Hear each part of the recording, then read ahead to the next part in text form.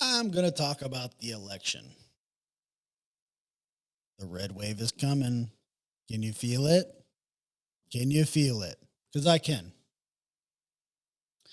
Anyways, before I get into why I voted for President Trump, I'm going to tell you why I did not vote for Joe Biden without mentioning President Trump.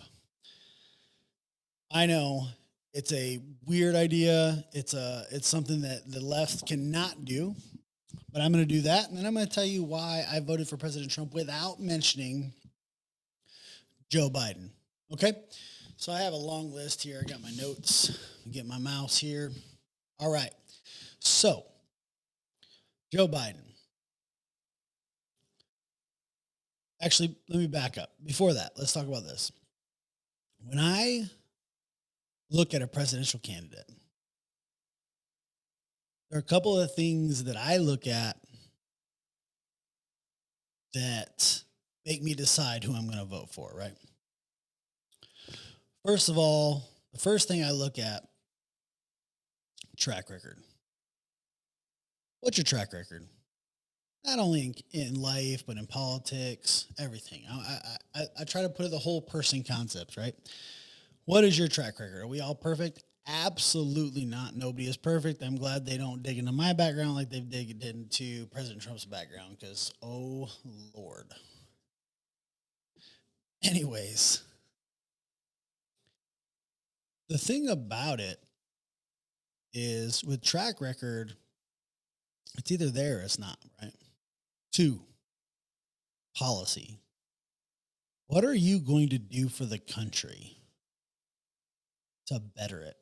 Sometimes that's it's a sticky situation for some people because people think very locally, right? Instead of globally countrywide, right? Because at the end of the day, locally comes up to your local government. The president has very little to do what happens in your city or your county or even your state. That's your local government, right? So the president, you got to think about countrywide. What is best for everybody in the country, not you specifically. So I look at that. Three, what I don't look at more like is if I like you or not. I don't care. I don't need to like somebody. Likership is not on my level of things I care about. Right? Can you do the job and do it effectively? So those really four things, three with one that I absolutely don't care about. I don't care about it. Do I like President Trump personally? No, I don't. He's not somebody that I would probably hang out with. We just don't. I mean, we don't see eye to eye on a lot of things. And I'm sure you'd say the exact same thing about me. Joe Biden, same thing. I don't like him either. That has nothing to do with my decision when it comes to running this country. Likability matters the least to me. I don't even care. If I like you, that's just a bonus. But I don't. I don't like either one of these candidates. However, this is not the lesser of two evils to me either. Like a lot of people have told me, oh, you're just going to pick the lesser of two evils. First of all, one of these two people are going to win. The fallacy of an independent winning this election is unbelievable to me. I hear people all the time, we got to vote third party, vote third party, vote third party. Go ahead, vote third party. I don't care. I'm not going to. Right? That's to me saying whatever you want. That's pissing into the wind. It's throwing your vote away. Some people will disagree, and that's fine if you disagree. I'm okay with it. That's how I feel about it. This is a two-party system at this point in time, whether you like it or not. One of these two is going to win the presidency. I'm predicting Trump in a landslide. But anyways, all right. So when I looked at these two candidates, I was shocked to see Joe Biden's track record. My number one thing on my list, what is your track record? What have you done? And this guy's track record is long, 47 years in Congress. So when I heard that at first, I was like, oh man, this might be the guy I vote for, right? 47 years. Imagine what you do in 47 years, right? And then I hear all my black friends and my black acquaintances, not all of them, but most of them are like, oh yeah, Biden, I'm voting for Biden. I'm like, really? Why? And like, oh, he's for the black community and yada yada yada. And I'm like, oh, okay. Well, I didn't hear that, but okay, let me do my research. So I do my research. This guy has a longer history with that specific demographic than most KKK members. And that's I'm serious. So when I was looking at it right here, he's been lying for 47 years. Right? Biden spent, he said he's part of the civil rights movement, right? Falsely claiming he marched and helped desegregate businesses. Wrong. Matter of fact, he voted against desegregation, right? And was a speaker against it at the time. 1979, Biden voted to protect the tax exempt status of segregated private schools. So he tried to protect schools that were segregated, right? By tax exempt them, right?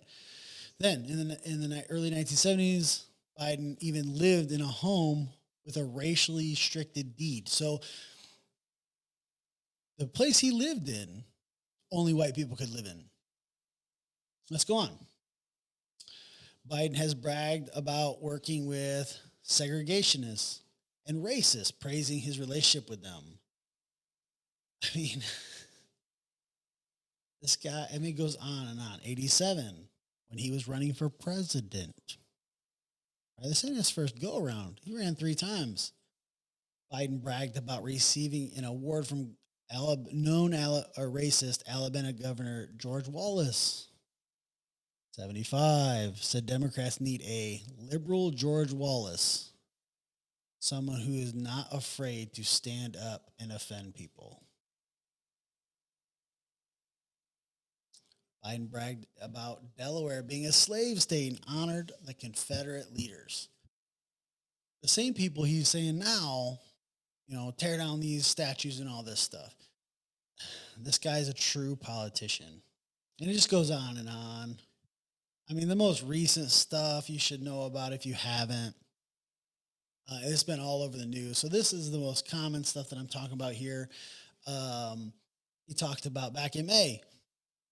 If you don't know who you're voting for between me and Trump, you ain't black, right? Remember that? Yeah. Old Joe Biden, right? He equated minorities to being poor and illiterate. That happened.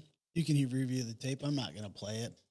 Referred to black Americans as boy colored and super predators who are beyond the pale.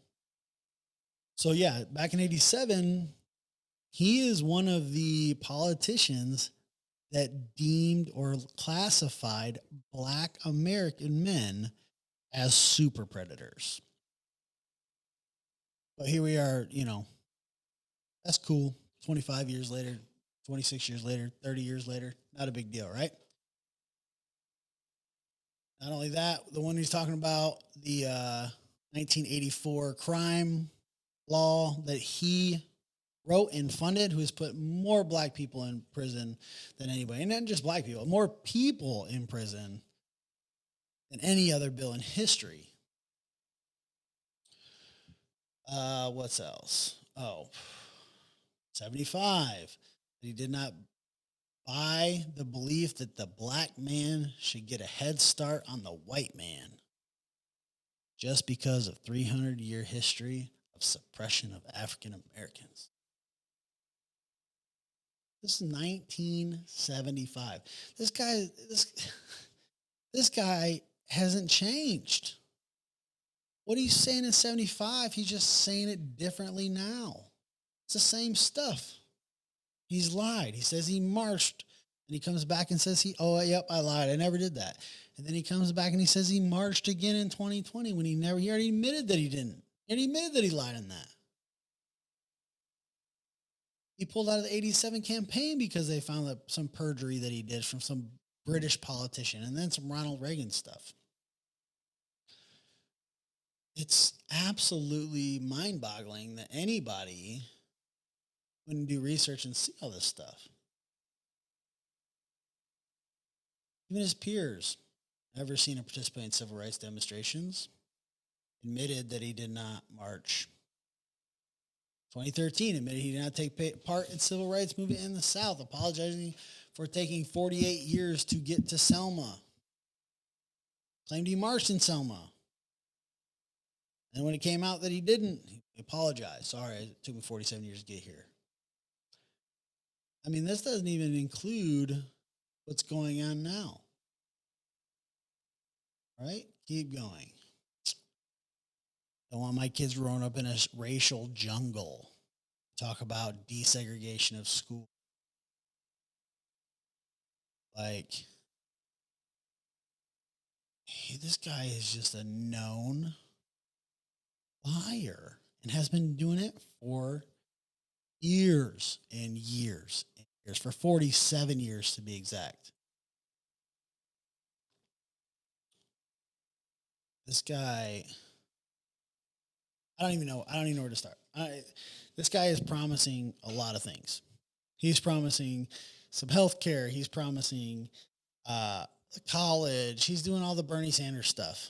Listen,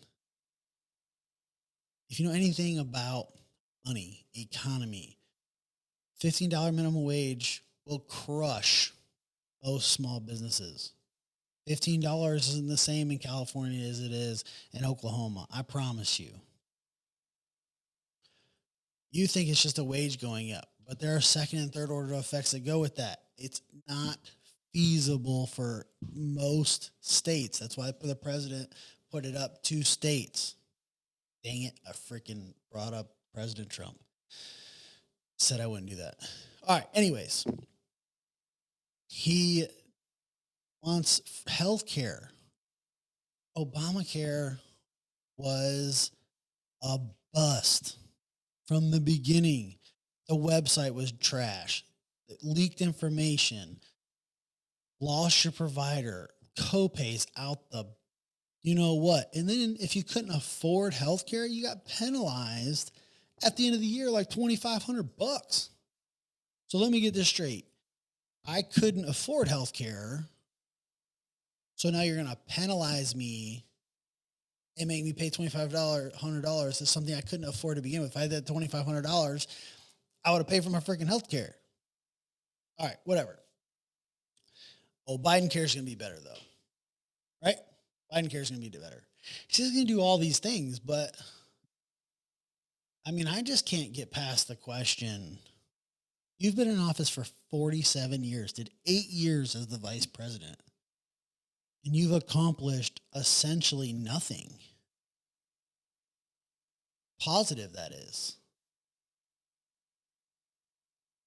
The only thing that I've seen him do is attack the oil companies, which he's doing again, right? Sorry, man, problem with my computer. Attack the oil companies, which raised our gas prices when President Obama was in office. Him and President Obama attacked the oil companies, renewable fuels, we're going to overtax all these people, right?